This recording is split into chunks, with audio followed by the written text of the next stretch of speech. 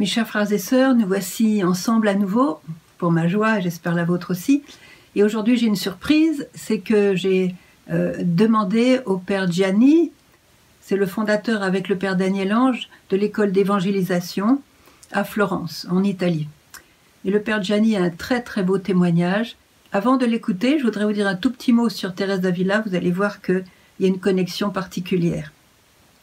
Parce que Thérèse d'Avila était rentrée au Carmel d'Avila, c'était au XVIe siècle, donc vous voyez, c'était quand même en plein Moyen-Âge encore. Et alors, en fait, elle se la coulait douce.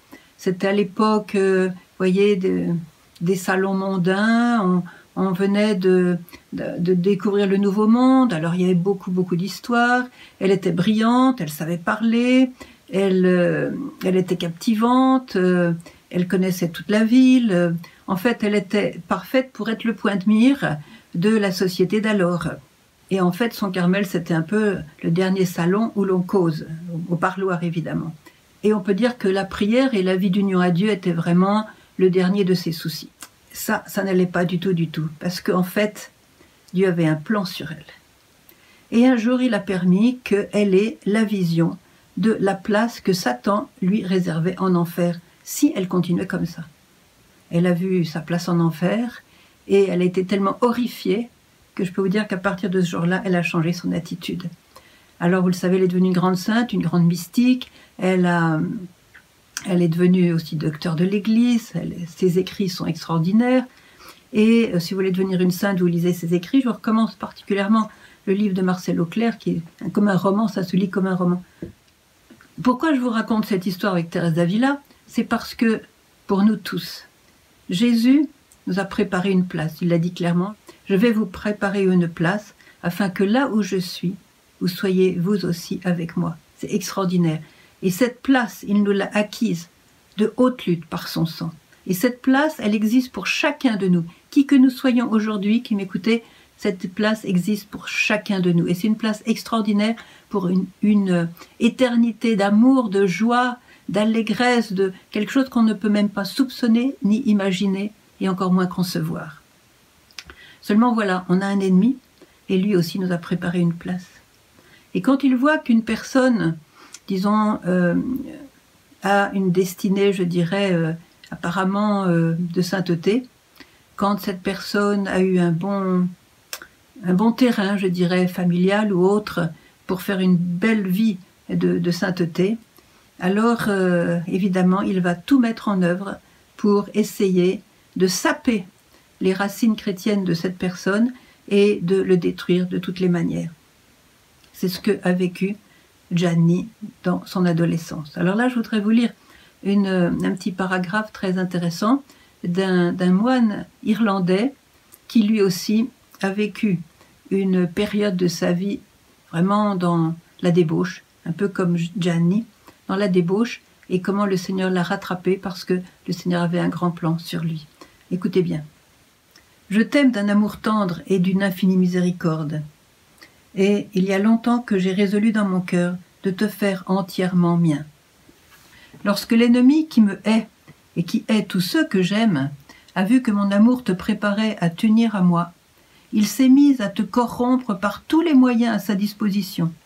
Beaucoup de choses se sont produites qui t'ont mis en danger et ont menacé la réalisation de mon dessein sur toi. Ma mère, cependant, sachant mon amour particulier à ton égard et aimant tous ceux que j'aime, a intercédé pour toi et plaidé ta cause jusqu'à ce que finalement mon infinie miséricorde prévale sur les iniquités du mauvais et sur ses plans visant à te détruire et à t'emmener en enfer. » La Vierge elle-même, à Miségorrie, a été très claire sur ce point lorsque, en mai 95, elle a donné ce message. Écoutez bien. « Chers enfants, je vous appelle. Aidez-moi par vos prières à rapprocher de mon cœur immaculé le plus de cœurs possible. Satan est fort, et de toutes ses forces, il désire rapprocher de lui et du péché le plus de personnes possible. C'est pourquoi il se tient aux aguets pour s'emparer à chaque instant de plus de personnes. Je vous en prie, petits enfants, priez et aidez-moi à vous aider. Je suis votre mère et je vous aime, et c'est pourquoi je désire vous aider. » Vous voyez, Le Seigneur, dans son Église, a différents plans pour chacun. Il a un plan de salut pour tous, et pour certains, il a un plan d'être un petit peu des phares particuliers, surtout les personnes consacrées, qu'elles soient consacrées objectivement par des vœux ou par un sacerdoce, ou même consacrées simplement au cœur immaculé, au cœur sacré de Jésus, ce qui est aussi une belle consécration, c'est-à-dire d'appartenir entièrement à Jésus dans une très grande simplicité.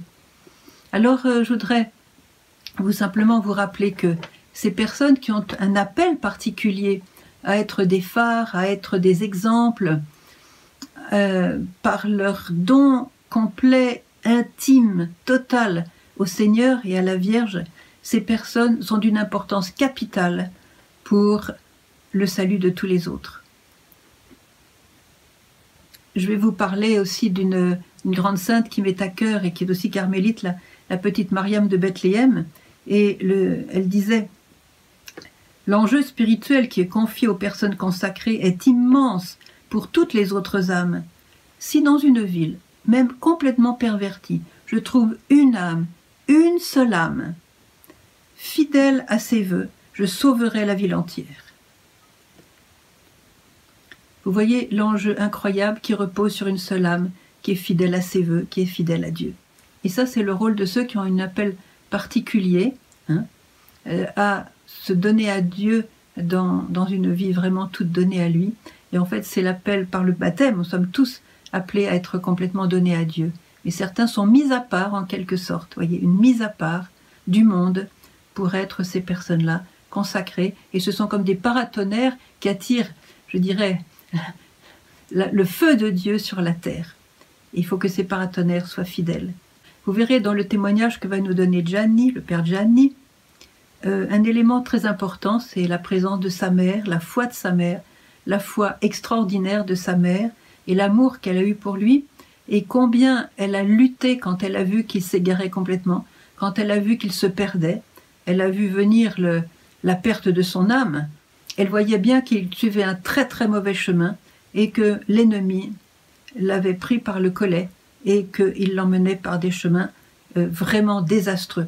Le témoignage que vous donne le père Gianni, je vous préviens, ça a pris des minutes et il a donné la version épurée, je dirais.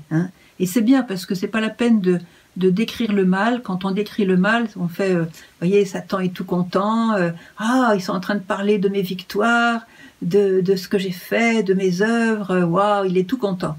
Donc c'est pas la peine de détailler tout le mal qu'on a pu faire dans le passé, comme dit la petite Mariam aussi, c'est pas la peine d'aller chercher le mal, d'aller retrouver le mal dans les poubelles lorsque Dieu a pardonné, lorsque Dieu a pardonné et qu'il a lavé de son sang tous les péchés qu'on a pu faire.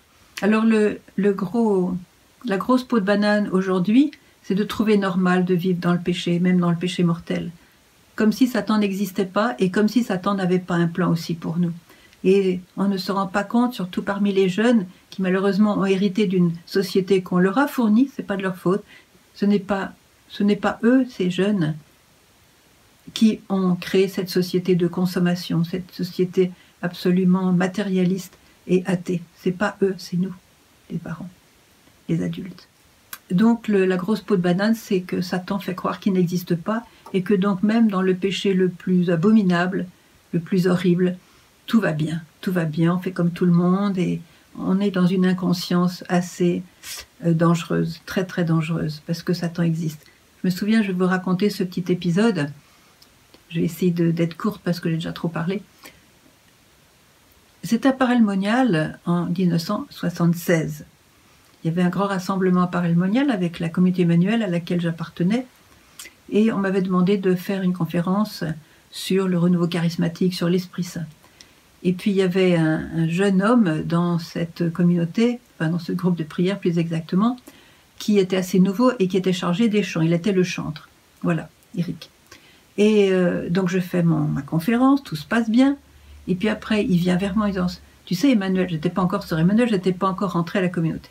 Tu sais Emmanuel, ta conférence était vraiment super, tu as eu vraiment beaucoup de bonnes idées, ça a été vraiment pour nous très très bien. Mais alors, pourquoi est-ce que tu as parlé de Satan tu devrais comprendre quand même que ces choses-là, ça n'existe pas. C'est des vieilles choses qu'on nous rabâche maintenant, mais c'est ridicule, ça n'existe pas. Ça a gâché. En fait, ta conférence, c'est vraiment dommage. Je suis désolée pour toi. Je te le dis franchement.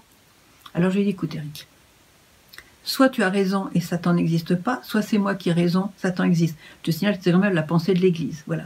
Et que l'Évangile en parle aussi, Jésus n'est quand même pas idiot, s'il parle de Satan, c'est qu'il existe. Alors je te propose de faire quelque chose tous les deux. Toi, tu vas prier pour moi afin que toute lumière me soit donnée et que je puisse dire la vérité. Et puis moi, je vais prier pour toi pour que toute lumière te soit donnée. Et puis on se retrouve bientôt et on verra les lumières qu'on a reçues, d'accord? Alors il s'en va. Moi, j'ai prié comme une malade pour que le Seigneur lui révèle l'existence de Satan, parce que on ne peut pas être très catholique et évincer cette réalité de Satan qui nous tente et qui veut nous mettre chez lui, c'est-à-dire en enfer, et l'enfer est éternel. Donc c'est important. Alors j'ai prié vraiment pour que la lumière lui soit donnée. Quelques heures plus tard, je vois mon Eric courir vers moi, complètement bouleversé, hors de lui, et il me dit « Arrête de prier, j'ai compris, je l'ai vu. » Il avait vu Satan. Je ne pensais pas que ma prière allait faire cet effet, mais ça a été radical pour lui, vous voyez. Il l'a vu. Je peux raconter d'autres phénomènes comme ça, bien sûr, mais je voudrais insister, avant de passer le micro à Gianni, je voudrais insister sur le rôle de sa mère et combien le sacrifice, la vie de sacrifice de sa mère, sa confiance éperdue, je dirais, en Dieu qui allait sauver son fils. Ses veilles, ses prières, ses jeûnes, ses sacrifices ont obtenu la conversion de son fils, un peu comme Sainte Monique avec Agostino, et j'espère que Gianni sera aussi un saint, comme Agostino, comme Saint Augustin. Alors maintenant, Gianni, je vais te passer le micro, et je suis vraiment contente de le faire, parce que tu fais partie de ces êtres qui ont été marqués par Dieu dès l'enfance, et qui sont tombés très très très bas, mais qui sont je dirais, des rescapés de la bonté de Dieu, de la miséricorde de Dieu. Et ça, c'est magnifique. Alors tu vas donner beaucoup d'espoir aux parents qui ont des adolescents ou des jeunes qui vont de travers. Tu vas donner beaucoup d'espoir à d'autres jeunes qui sont désespérés des ténèbres dans lesquelles ils nagent. Et tu vas donner beaucoup d'espoir à tous ceux qui aiment le Seigneur et qui vont être renforcés dans leur intercession pour tous ceux qui aujourd'hui marchent dans les ténèbres et courent vers l'abîme. Voilà, tu n'es pas tombé dans l'abîme et tu es ressuscité, et maintenant, grâce à ton témoignage, tu touches des milliers de personnes. Et je dis gloire à Dieu pour toi. Voilà, à toi. Bonjour, je m'appelle Gianni, je suis un prêtre du diocèse de Florence et de l'école d'évangélisation Jeunesse Lumière, et je vais vous raconter mon bon petit témoignage et mon service que j'ai fait à l'évangélisation pour les jeunes aussi. Comme je vous dis, je m'appelle Gianni, je suis italien et j'ai un frère 18 ans plus que moi. Pourquoi je dis ça? Parce qu'entre moi et mon frère, il y a beaucoup de différences, parce que ma maman, elle pouvait pas avoir une deuxième enfant. Et elle a prié beaucoup. Et un jour, elle a fait une neuvaine à la Vierge Marie. Et il a dit au Seigneur, « Seigneur, si tu me donnes un enfant, moi, je le donnerai à toi. » Et donc, voilà, je n'avais pas de chance avant de naître. Et après 9 jours, à la fin de la neuvaine à la Vierge Marie, elle a fait un rêve. Elle a vu Jésus dans ses rêves avec le Sacré-Cœur et des enfants. Et Jésus qui dit à cette maman qui veut partir vers cette maman-là. Et Jésus avait à sa droite des anges habillés en bleu et à sa gauche des anges habillés en rose.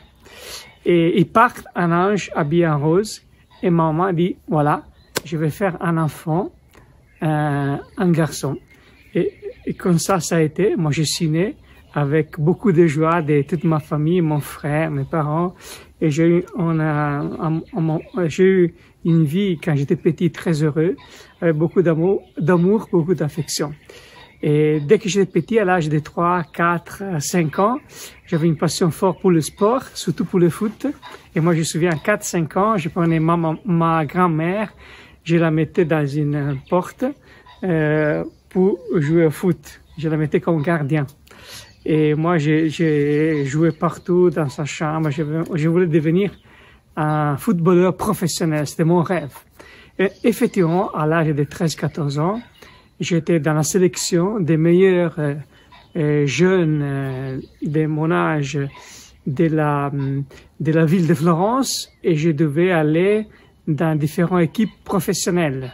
Je devais aller à l'Inter de Milan, à la Fiorentina, plusieurs équipes. Mais après, mes parents, ils ont dit non, parce que j'étais trop petit. En plus, j'ai eu des problèmes de santé. Ils m'ont dit non, tu vas rester à Florence. Si ça, c'est ton chemin, voilà, ça se passait à Florence aussi.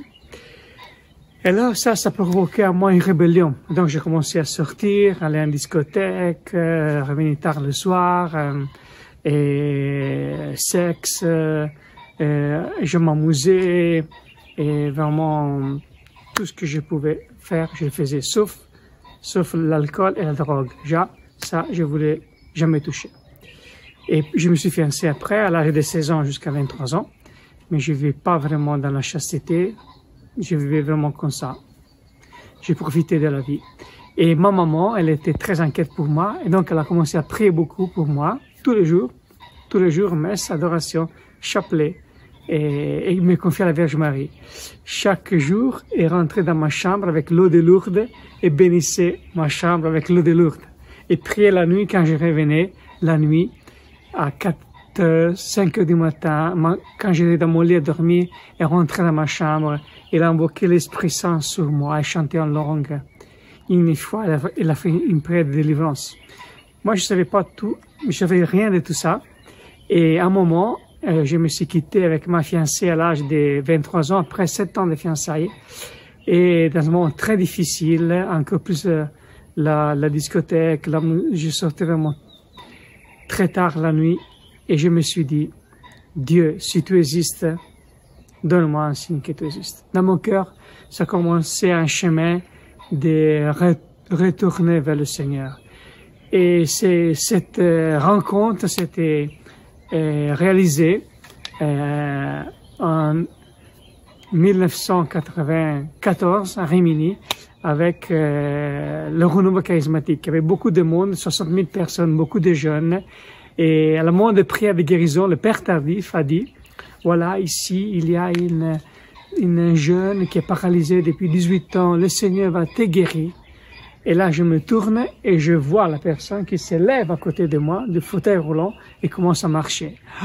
Et là, je suis vraiment resté choqué. J'ai reçu vraiment une force, une joie, une feu d'Esprit Saint qui est descendu sur moi avec une puissance incroyable. Je suis tombé par terre, je commençais à pleurer, je demandais pardon au Seigneur. 3 jours comme ça de joie. Et je suis revenu à la maison et j'ai raconté à tout le monde ce que je voulais faire. Et pendant cette rencontre à Rimini, il y a eu le Père Daniel Ange aussi, qui a annoncé l'école d'évangélisation et a lancé un appel aux jeunes. Jeunes, est-ce que vous voulez donner une année à Dieu, une année de chasteté? Levez-vous dans votre chaise. Moi, quand j'ai entendu dire ça, une année de chasteté, j'ai dit non. Je suis bloqué dans ma chaise. Mais après, la responsable du groupe de prière a dit, oh, allez, jeunes, levez-vous, courage. Et bon, je me suis levé de ma chaise et là, il y a eu un miracle. Je commençais à vivre dans la chasteté. Incroyable. Pour moi, c'était impossible. Et à partir de cela, vraiment, ma vie a commencé à changer. J'ai demandé pardon à mes parents. J'ai demandé pardon à toutes les filles que j'avais blessées. Et c'était vraiment un changement incroyable. Mais vraiment, merci Seigneur, parce que je ne pouvais pas sans toi. Et au fur et à mesure que mon chemin des fois avançait, je me posais une question. Seigneur, qu'est-ce que tu veux de moi? Tout, mais prêtre, non. Absolument pas. Je fais tout ce que tu veux, mais pas ça. Et là, je suis parti, voilà, à Jeunesse Lumière. J'ai donné 1 an de ma vie à Jeunesse Lumière. Après 2 ans, c'est devenu 3. Et après, c'est devenu de l'ancienne école Jeunesse Lumière en Italie. Je suis revenu en 2001. J'ai commencé à faire des missions, de regrouper des jeunes, à commencer un groupe de prière, d'évangélisation. Et on a commencé l'évangélisation des rues en 2003-2004. Rimini, Riccione, on a fait beaucoup de missions, des plages avec Novo Horizonti, Beatitude, etc. Et pendant une de ces missions-là, j'ai rencontré beaucoup de jeunes, j'ai amené une fille dans l'église d'avant Jésus, dans Saint-Sacrement, Et j'ai dit, Jésus, maintenant c'est à toi. Et cette fille a fait une expérience fulgurante de l'amour de Dieu. Et après, j'ai dit, voilà, maintenant je vais la porter dans un prêtre pour la confesser. Mais malheureusement, dans l'église, il n'y avait pas de prêtre. J'ai dit, ah, Seigneur, comment c'est possible? Il n'y a pas un prêtre. Et à ce moment-là, j'entends dans mon cœur une voix du Seigneur qui me dit, mais moi, j'appelais toi, Gianni. Et là, ça m'a vraiment touché. Il y a une parole de Jérémie qui dit, Seigneur, tu m'as séduit, et moi, je me suis laissé séduire de toi. C'est un amour fort pour le Seigneur. J'ai dit, ok, Seigneur, je donne ma vie à toi. Et donc, je suis allé dire ça à l'évêque. J'ai dit, voilà, je vais être un prêtre de rue, l'évangélisation de rue, etc. Elle dit, très bien, tu rentres au séminaire, tu restes au séminaire. Je suis rentré au séminaire, figurez-vous, le 5 octobre. Et c'est très important parce que le 5 octobre, c'est la fête de Sœur Faustine Kowalska. Et mon père, il est parti vers le Seigneur, il est parti au ciel le 1er octobre, la petite Thérèse, le dimanche à 15 h. Ça, c'est très important parce que moi, je dis au Seigneur, Seigneur, si tu m'appelles, je te demande le dernier signe, je donne ma vie à toi, mais je veux que mon père va au ciel. Et donne-moi un signe que mon père va au ciel, qui part vers toi le dimanche à 15 h. Eh bien, mon papa, il est mort le 1er octobre, petite Thérèse, dimanche à 15 h, l'heure de la miséricorde. Et moi, je suis rentré au séminaire le 5, Sœur Faustina, et je suis devenu prêtre le 11 avril 2010, année sacerdotale, dimanche de Divine Miséricorde. Incroyable, parce que, je dis ça, parce que ma famille, de la part de ma maman, elle est consacrée au Sacré-Cœur de Jésus, de génération en génération. Et tous les jours, à 15 h, en famille, on priait la Divine Miséricorde, la petite prière de Sœur Faustina Kowalska. Et ça, c'est vraiment incroyable. Et depuis, voilà, 10 ans, je suis prêtre. Ça fait 10 ans cette année, je suis prêtre. Et je suis très content d'être prêtre au service de l'évangélisation, au service des jeunes du monde entier à travers Jeunesse Lumière. Et je lance un appel aussi à toi, jeune, qui tu écoutes ce petit témoignage. Si tu sens dans ton cœur l'appel à évangéliser, bien, donne une année à Dieu. Au mieux, c'est Dieu qui donne une année à toi pour transfigurer ta vie, pour changer ta vie et faire de toi un missionnaire de feu. Aujourd'hui, on a besoin des missionnaires de feu. Et toi, tu peux être un jeune qui peut témoigner auprès des jeunes vraiment la joie de Christ ressuscité. Et voilà, merci d'avoir écouté. Et je vous donne ma bénédiction, au mieux la bénédiction du Seigneur. Et le Seigneur soit avec vous. Et il vous bénisse, Dieu Tout-Puissant, le Père, le Fils et le Saint-Esprit. Amen. Le Christ est ressuscité. Il est vraiment ressuscité. Amen. Alléluia.